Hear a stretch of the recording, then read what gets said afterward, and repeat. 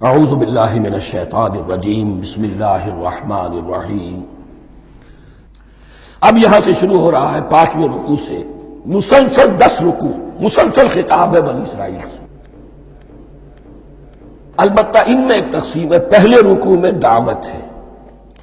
دعوت جب ہوتی ہے تو آمادہ کرنا، تشویق، ترغیب، دل جوئی، نرمی، یہ دعوت کے اجزاء لا ينفک ہے، اس کے بغیر دعوت مؤثر نہیں ہوتی۔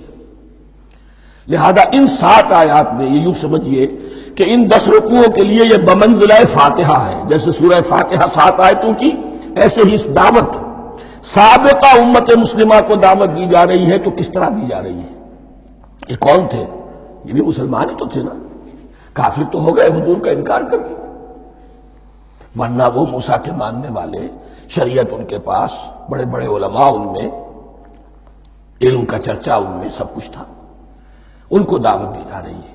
لیکن میں اس لیے آپ کو چاہتا ہوں، اس کو توجہ دلا رہا ہوں، آج اگر مسلمانوں میں جو غافل ہو گئے، اپنی حقیقت کو بھول گئے، اپنے فرض منصبی سے غافل ہو گئے، دنیا کے اور قوموں کی طرح کی ایک قوم بن کر رہ گئے، اگر کوئی ایک داعی گروہ کھڑا ہو، کوئی جماعت، کوئی فرد، اور اس سے جماعت بنے، تو ظاہر بات ہے سب سے پہلے اسے اسی امت کو دعوت دینی ہوگی، اس لیے کہ دنیا تو اسلام کو پہچانے گی اس امت کے حوالے سے۔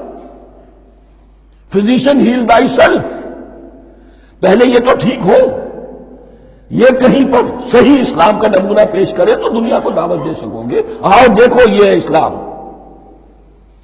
اس لیے ان کو جو دعوت دینے کا اسلوب ہونا چاہیے وہ عکس ہوگا اس اسلوب کا جو ان 7 آیات میں ہمارے سامنے آ رہا ہے۔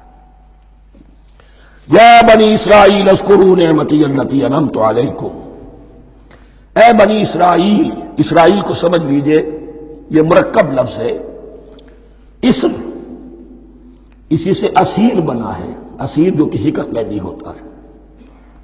ایل عبرانی میں اللہ کے لیے ہے، اور اسرائیل کا ترجمہ ہے عبداللہ، اللہ کا غلام، اللہ کے ساتھ بندھا ہوا اس کی اطاعت کے قلاتے کے اندر۔ تو یہ اسرائیل، یہ لقب ہے حضرت یعقوب علیہ السلام کا۔ ان کے 12 بیٹے تھے، 12 بیٹوں سے جو نسل چلی وہ بنی اسرائیل ہے، انہی میں حضرت موسیٰ کی بعثت ہوئی اور تورات انہیں دی گئی، پھر یہ ایک بہت بڑی امت بنے۔ ان پر 4 ادوار آ چکے تھے قرآن مجید کے نزول کے وقت، 2 مرتبہ اللہ کی رحمت کی بارشیں ہوئیں، انہیں عروج نصیب ہوا، 2 مرتبہ ان کو دنیا پرستی، شہوت پرستی، اللہ کے احکام کو پس و پش ڈال دینے کی سزا میں عذاب کے کوڑے ان پر پرسے۔ اس کا ذکر آئے گا سورہ بنی اسرائیل کے پہلے رکوع میں۔ اس وقت جب کہ قرآن نازل ہو رہا ہے، اس وقت وہ اپنے اس زوال کے دور میں تھے۔ حال یہ تھا کہ حضور صلی اللہ علیہ وسلم کی بعثت سے پہلے ہی 2nd ٹیمپل بھی شہید کیا جا چکا تھا، گرایا جا چکا تھا۔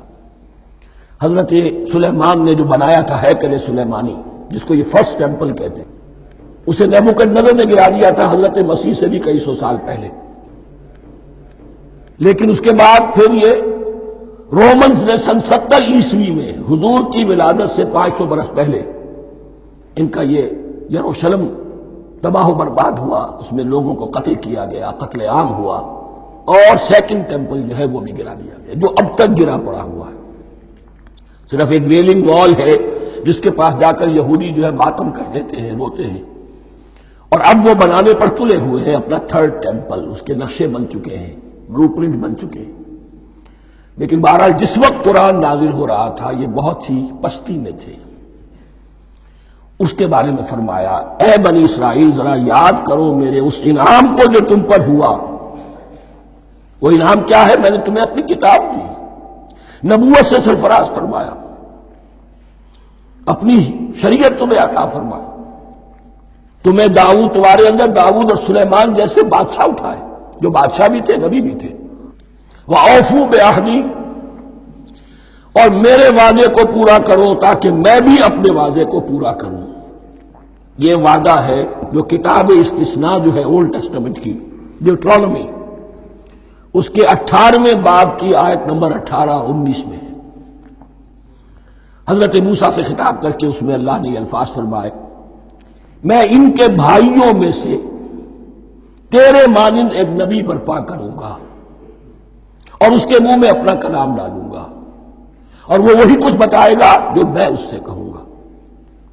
یہ گویا کہ حضرت موسیٰ علیہ السلام کی امت کو بتایا جا رہا تھا کہ نبی آخر الزماں آئیں گے اور تمہیں انہیں قبول کرنا ہے۔ قرآن مجید میں اس کا بڑا تفصیلی ذکر سورہ اعراف میں آئے گا انشاءاللہ، لیکن یہاں فرمایا اوفوا بعہدی اوف بعہدکم، تم میرا عہد پیرا پورا کرو، میرے اس نبی کو تسلیم کرو، اس پر ایمان لاؤ، اس پر کی صدا پر لبیک کہو، تو میں تمہیں میرے انعام و اکرام اور بڑھتے چلے جائیں گے۔ وَإِيَّايَ فَارْهَبُونِ، اور صرف مجھ سے ڈرو۔ وَآمِنُوا بِمَا أَنزَلْتُ مُصَدِّقًا لِمَا مَعَكُمْ، اور ایمان لاؤ اس پر جو میں نے نازل کیا ہے، جو تمہارے پاس جو تورات ہے اس کی تصدیق کرتے ہوئے آیا ہے۔ اس کے دو معنی ہے، ایک تو قرآن تصدیق کرتا ہے تورات کی اور انجیل کی، فیہا ھدی ونور، فیہ ھدی ونور، اور دوسرے یہ کہ قرآن اور محمد صلی اللہ علیہ وسلم ان پیشین گوئیوں کے مصداق بن کر آئے ہیں جو تورات میں تھی، ورنہ وہ پیشین گوئیاں جھوٹی ثابت ہوتی۔ ان کے مصداق کون ہے؟ قرآن اور محمد صلی اللہ علیہ وسلم، یہ دونوں معنی اس کے ہیں۔ وَآمِنُوا بِمَا أَنزَلْتُ مُصَدِّقًا لِمَا مَعَكُمْ وَلَا تَكُونُوا أَوَّلَ كَافِرٍ بِهِ، اور دیکھو تم ہی سب سے پہلے ان کا کفر کرنے والے نہ بن جاؤ۔ تمہیں تو سب کچھ معلوم تھا، تم تو منتظر تھے، تم تو آخری نبی کے انتظار میں تھے اور ان کے حوالے سے دعائیں کیا کرتے تھے کہ اللہ اس نبی آخری زمان کے واسطے سے ہماری مدد فرما اور کافروں کے مقابلے میں ہمیں فتح عطا فرما۔ یہ آئے گا آگے چل کر اسی سورۃ بقرہ کے اندر۔ لیکن اب تم ہی سب سے بڑھ کر کافر ہو گئے، تم ہی سب سے بڑھ کر دشمن ہو گئے۔ وَلَا تَكُونُوا أَوَّلَ كَافِرٍ بِهِ وَلَا تَشْتَرُوا بِآيَاتِي ثَمَنًا قَلِيلًا، اور دیکھو میری ان آیات کے عوض حقیر سی قیمت قبول نہ کرو۔ یہ آیات الہیہ ہیں، ان کو رد کر رہے ہو کس لیے؟ ہماری مسندیں، ہماری حیثیت، ہماری چودراہٹیں، کہیں ان پر کوئی آنچ نہ آ جائے۔ حقیر سی چیزیں، یہ صرف اس دنیا کا سامان ہے، اس کے سوا کچھ نہیں۔